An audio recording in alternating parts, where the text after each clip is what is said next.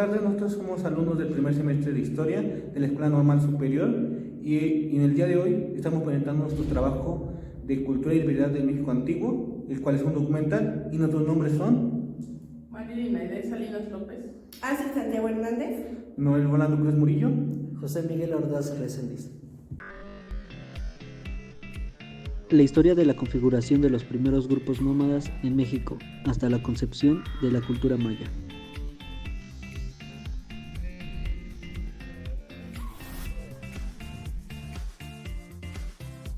En este documental abordaremos los siguientes temas: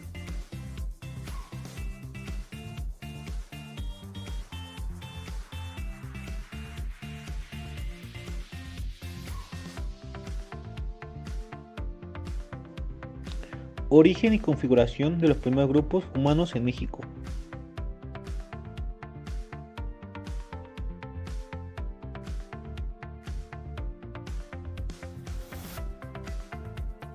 Los grupos nómadas en México.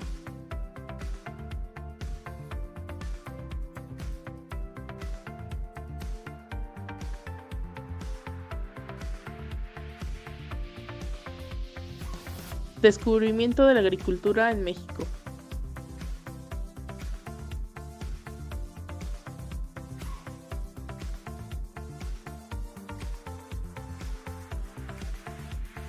Las ciudades urbanas y su configuración cultural.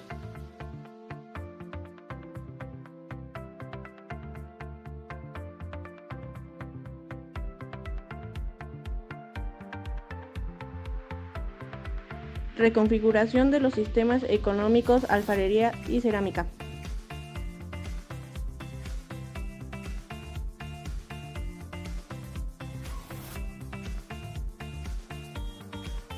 Jerarquías sociales.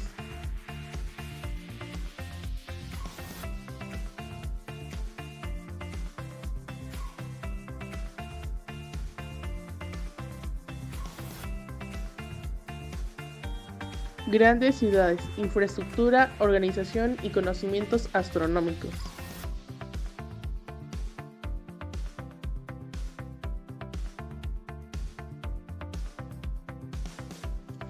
Los primeros grupos humanos nómadas eran muy diferentes a nosotros, hablando físicamente, ya que ellos, al estar expuestos a otro tipo de clima, ellos eran de piel blanca, de más vello facial, de una estatura mayor a la de nosotros y de un cuerpo más definido, puesto que ellos se transportaban de un lugar a otro a su única posibilidad, la cual era caminando.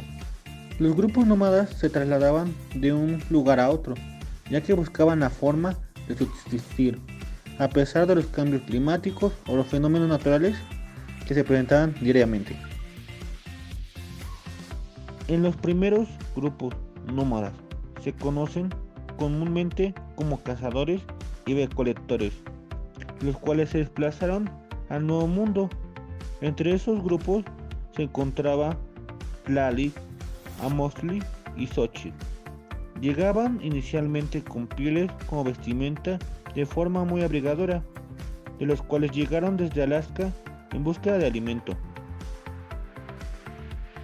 En un tiempo determinado de mucho frío, el cual es llamado la Era de Hielo, aprovecharon para pasar en el estrecho de Bering hace 60.000 o 70.000 años, ya que en ese momento gran parte del estrecho estaba congelado. Los grupos nómadas, después de pasar el estrecho de Bering, se trasladaban constantemente en la búsqueda de supervivencia.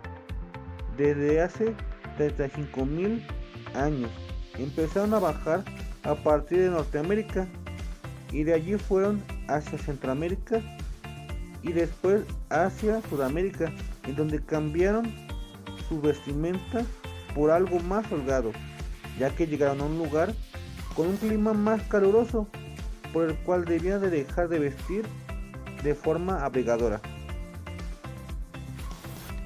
Muchos de los nómadas se asentaron en el territorio mexicano, en donde los cuales se encontraban Amoztli y Xochitl, pero en cuanto a Tlaloc y otra gran parte del grupo decidieron seguir con el camino hacia América Central y a los declives de la cordillera de los Andes del sur. Aparte de presentarse la versión principal sobre el traslado de los grupos nómadas por el estrecho de Bering, de igual forma se presentan 3 versiones más, las cuales fueron realizadas por diferentes historiadores que cuentan de distinta forma la posible forma de cómo llegaron los primeros pobladores como Tlaloc, Amostli y Xochitl al territorio mexicano. Otras versiones sobre la llegada de los nómadas a México explican que los hombres llegaron a América utilizando los botes bordeando las costas del Océano Pacífico y se asentaron entre Alaska y Sudamérica.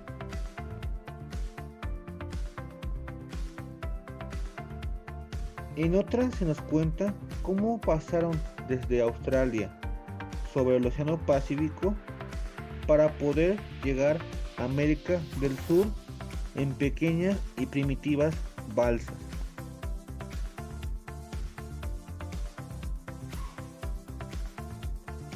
En otra versión se nos menciona que el hombre había cruzado el Océano Atlántico desde Europa.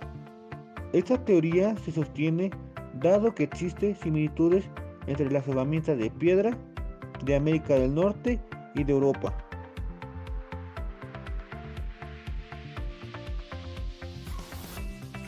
Y en la última versión que se conoce, también se nos menciona que desde la Antártida llegaron a Sudamérica y que desde allí ellos subieron más hacia Centroamérica.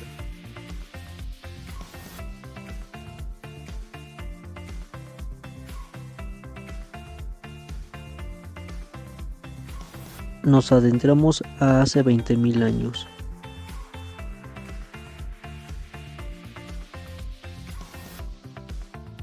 Dentro de poblaciones nómadas, en donde se encontraban 2 mujeres, Imox e Itze, las cuales vivían en grupos de menos de 100 integrantes y que se alimentaban de animales que cazaban y pescaban.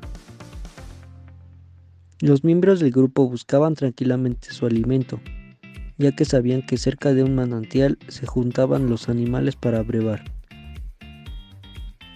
En ocasiones los cazaban, pero frecuentemente solamente aprovechaban los restos dejados por los carnívoros, a los animales recién muertos, por el hecho de que era mucho más fácil simplemente destazar los cadáveres. La comida es abundante en el grupo. Grandes manadas de ciervos, caballos y jabalíes están en constante migración estacional, lo que permite cazar con facilidad a los animales pequeños, fatigados o enfermos. Los grupos humanos complementan su dieta con la recolección de plantas, semillas, tubérculos y frutos silvestres. No se preocupan por controlar el número de nacimientos, ya que cuando el tamaño de la población amenaza con limitar los recursos naturales, algunos de los jóvenes se separan para formar un nuevo grupo, integrándose más allá, en el territorio inexplorado.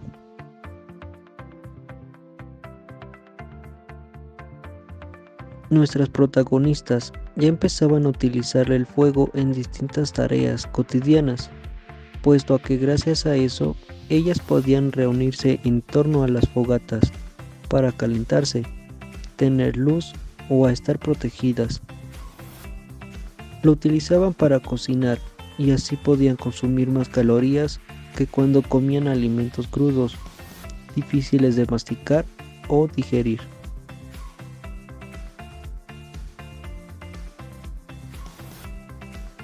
Dentro de sus diferentes actividades, algunos hombres recuperan fragmentos del animal que les son necesarios para fabricar herramientas, como lo son los huesos largos, los colmillos y los tendones. Imox e Itze y las mujeres acarrean los huesos del torso, cuya forma cúbica permite emplearlos para formar una fogata. en la que se asara la carne y algunas vísceras. Con todos estos materiales se lograron fabricar agujas hechas de hueso, navajas, hachas y otros instrumentos tallados en madera y en piedra, así como cuerdas y redes. Esto lo tuvieron que hacer para responder a la extinción de los animales que los servían de alimento, cambiando su estrategia de carroñeo por la caza intensiva. Fueron los años de observación del ambiente los que permitieron conocer una gran variedad de objetos en la naturaleza.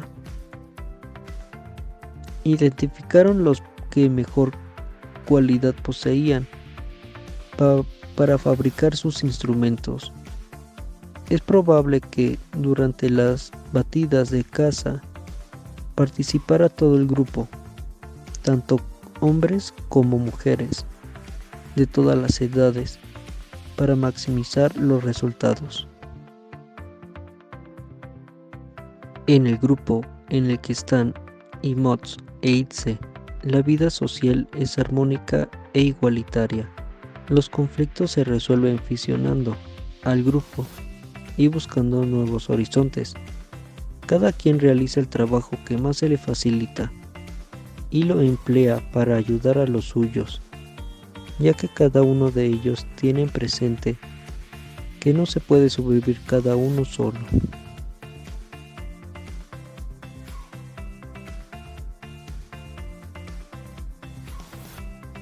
Alrededor del año 5000 a.C.,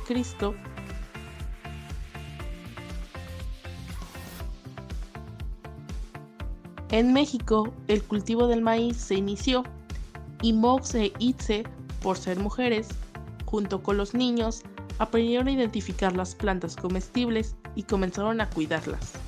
Estas últimas se quedan en un campamento base, donde recolectan diversos alimentos vegetales, como semillas y tubérculos, cuya preparación incluye el molido y cocido de las mismas, para hacerlas comestibles. Se les encargó esta tarea por ser de cierta forma más débil en comparación de los hombres, ya que ellos realizaban la tarea de la caza. Al momento de la agricultura, tiempo después, observaron que las semillas se dispersaban a otros lugares a través del viento, transportadas por los pájaros o los insectos, y que de donde caían las semillas nacían nuevas plantas.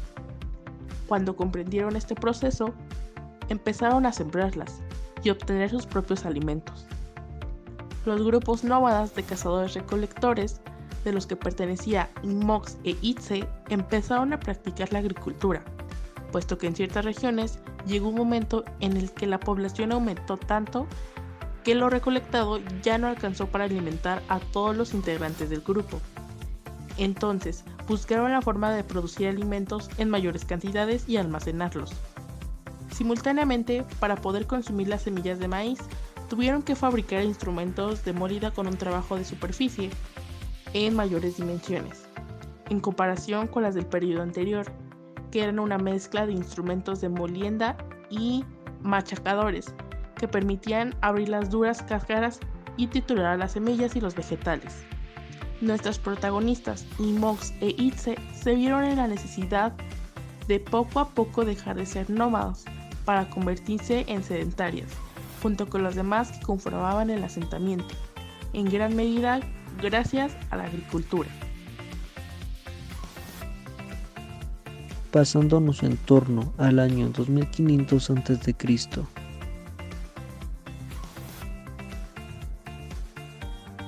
En un grupo protomaya hay un hombre llamado Itán que se estableció en las sierras Cuchumatanes.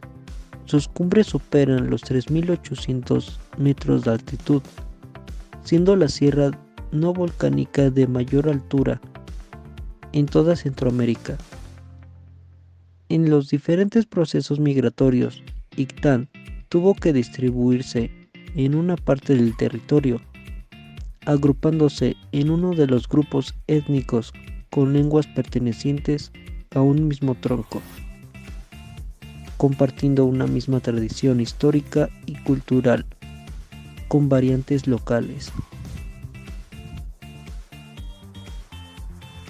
En la cultura de Ictán se comienza a configurar la sociedad a partir de un hecho fundamental, el cual cambia la vida de los pueblos mesoamericanos, ya que el desarrollo de la agricultura favorece al sedentarismo y de misma forma a la aparición de los primeros asentamientos permanentes, lo cual igual genera que se realicen las primeras familias, el primer medio económico y que se realice una estructura social y cultural en los pueblos de dicha ciudad.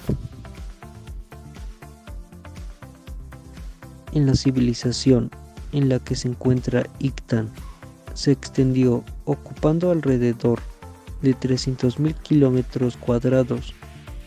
No obstante, su influencia se dejó sentir tanto al norte como al sur de este territorio. El norte eran tierras bajas, meseta calcárea en la que sobresalen las colinas Puc, de pequeña elevación, no hay ríos de superficie, pero el terreno es permeable y el agua se filtra rápidamente, formando corrientes subterráneas que se abren en bocas naturales, los llamados cenotes. El centro se ubicaba en la selva del Petén y los valles exteriores adyacentes tienen un clima caliente y húmedo, con lluvias abundantes en la temporada. La vegetación es de tipo tropical. Y el sur se basaba en zonas montañosas y en llanuras, considerada como la región más seca. A lo largo de su historia, el Imperio Maya ocupó más de 40 millones de hectáreas en la región mesoamericana desde el siglo XX a.C. hacia adelante. Las migraciones de los grupos protomayas, en las cuales en una de ellas venía Ictán, propiciaron el contacto con otras civilizaciones, de las cuales los mayas extrajeron formas culturales. El origen del desarrollo maya debe buscarse en las montañas guatemaltecas, donde al parecer se domesticó el maíz, propagándose hacia el norte y el oeste, aunque es indudable la influencia de otras culturas, entre ellas la olmeca.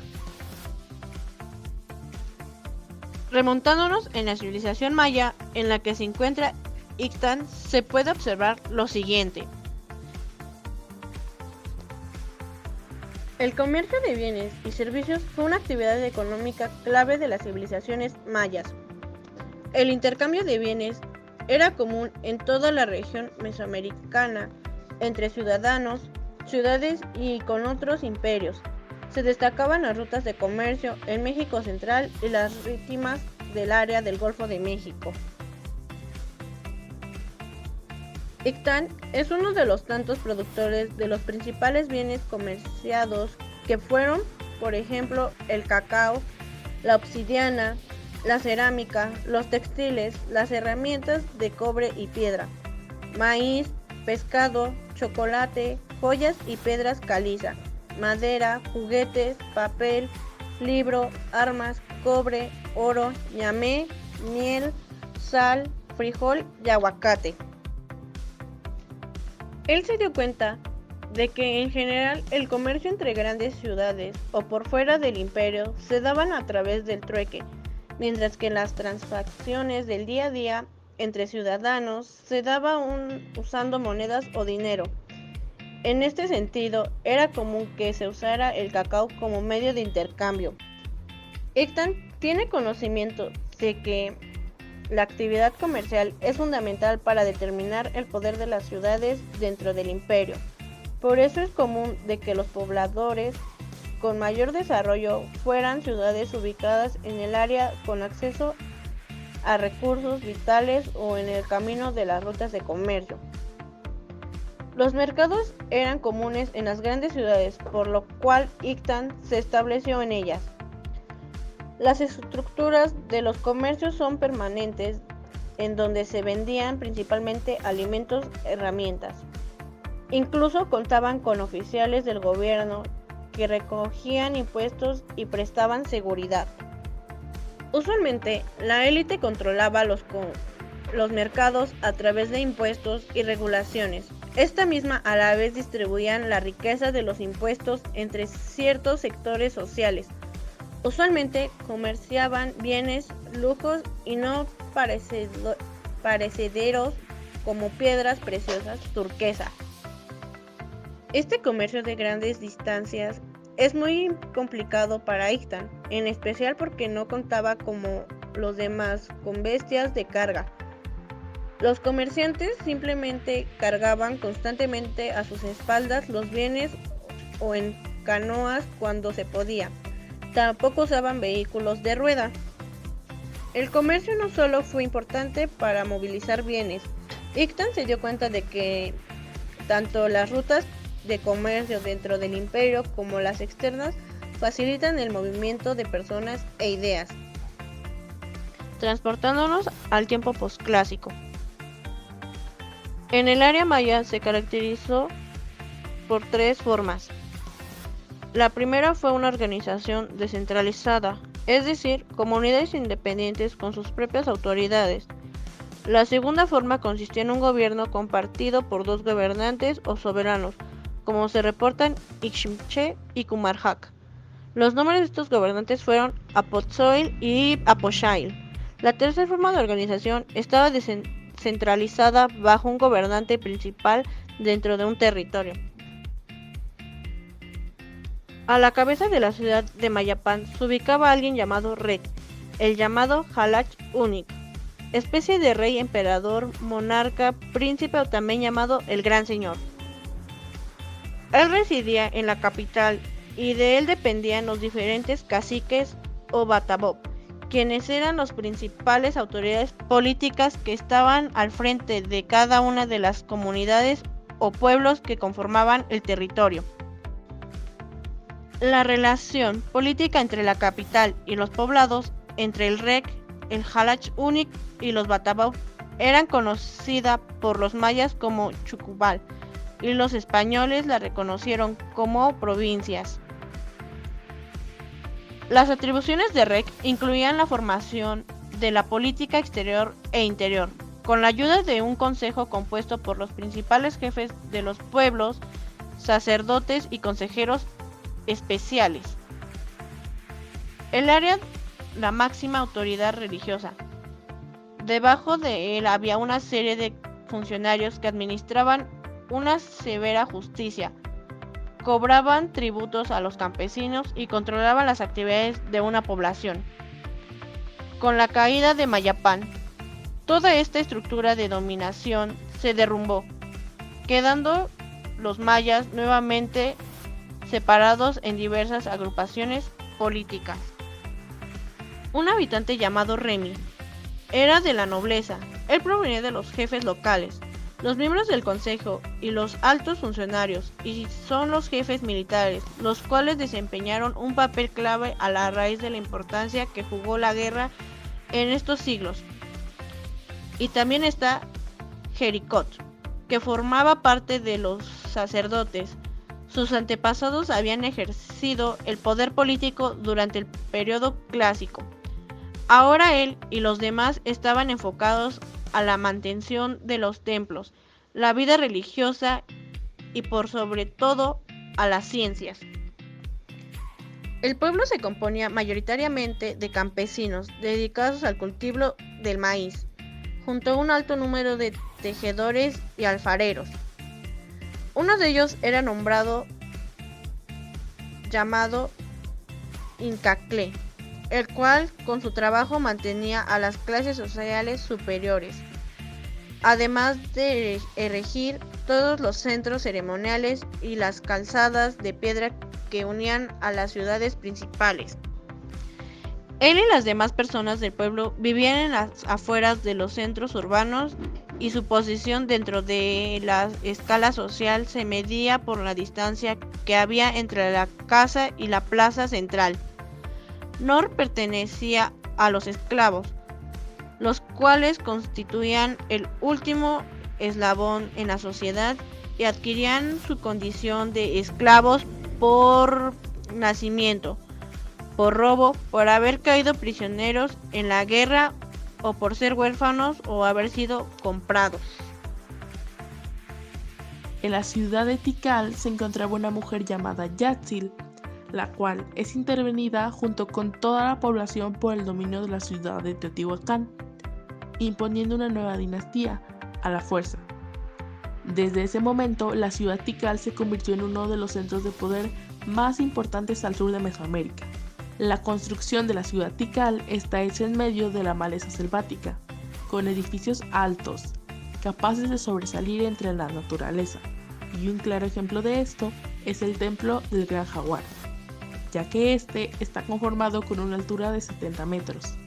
La arquitectura de la ciudad está construida de piedra caliza, que contiene grandes palacios reales, además de una serie de pirámides menores, edificios administrativos, plataformas y monumentos de piedra con inscripciones y unas residencias en donde habita Yatzil. En el centro de la ciudad de Tikal se encuentra la Gran Plaza, en la cual frecuentemente asiste Yatzil, rodeada por edificaciones que conforman la Acrópolis. En la ciudad se puede observar que tiene una cantidad considerable de templos y altares, que demuestran que en esta ciudad maya alberga una numerosa población. Asimismo, se encuentran varias estelas en Tikal, representaciones de reyes y gobernantes con inscripciones en escritura maya. En la civilización maya en la que habitaba Yatzil, ya tenían su propio calendario solar, el cual indica la posición de la Tierra en su movimiento de traslación en torno al Sol, y de misma forma los habitantes conocían la periodicidad de los eclipses. Tanta era la trayectoria de estudio hacia el Sol que hasta llegaban a inscribir en monumentos de piedra fórmulas para predecir eclipses solares y la salida helíaca de Venus. Los distintos pueblos del México antiguo llegaron hasta la fase jerolífica. Los mayas lograron la fase silábico-alfabética en su escritura. La numeración indica por los olmecas con base vigesimal. La perfeccionan los mayas en los siglos 3 y 4 a.C. Los mayas conocieron desde el tercer milenio a.C. como mínimo un desarrollo astronómico muy polifacético. Muchas de sus observaciones de Yatzil han llegado hasta nuestros días. Ella conocía con gran exactitud las revoluciones sinódicas de los planetas Mercurio, Venus, Marte, Júpiter y Saturno. Ayudó a calcular los periodos de la luna, del sol y de las estrellas, como las Pléyades, que señalaban los inicios de algunas festividades religiosas. La cosmología de la civilización de Yatzil se basaba en la Vía Láctea, a la que llamaban Huacachán, y relacionaban con Xibalba, el camino al inframundo. Tenían un zodiaco basado en la eclíptica. Solo los sacerdotes tenían acceso al conocimiento astronómico, pero Yatzil y la gente respetaba y organizaba su vida de acuerdo a sus predicciones. Ella, junto a su civilización, se obsesionaban por el movimiento de los cuerpos celestes, que se basaban en la concepción cíclica de la historia y la astronomía. Fue la herramienta que utilizaron para conocer la influencia de los astros sobre el mundo. El calendario que utilizaba la civilización en donde vivía Yatzil comienza en una fecha cero, que posiblemente es traducida al 8 de junio de 8498 a.C., nuestro cómputo del tiempo, aunque no puede ser del todo seguro. La civilización maya tenía establecido desde ese entonces un año de 365 días, con 18 meses de 20 días y un mes intercalado de 5 días, mostrando qué tan avanzado eran los conocimientos que tenían del tiempo. Muchos edificios fueron construidos con el propósito de escenificar fenómenos celestes en la Tierra, como el castillo de Chichén Itzá, donde se observa el descenso de Kukulcán, una serpiente formada por las sombras que se crean en los vértices del edificio, durante los solsticios. Las 4 escaleras del edificio suman 365 peldaños, los cuales son los días del año. En el códice Dresde y en numerosas estelas se encuentran los cálculos de los ciclos lunar, solar y venusiano, y las tablas de periodicidad de los eclipses. Epílogo. Una buena gran parte del conocimiento que tenían los mayas perduró incluso después de la conquista en 1521. Al principio se practicaba de forma clandestina, después se mezcló con las costumbres de la vida diaria, muchas de las cuales todavía siguen vigentes en la actualidad, como por ejemplo el calendario solar maya era tan preciso como el que hoy utilizamos. Además, todas las ciudades del periodo clásico están orientadas respecto al movimiento de la bóveda celeste.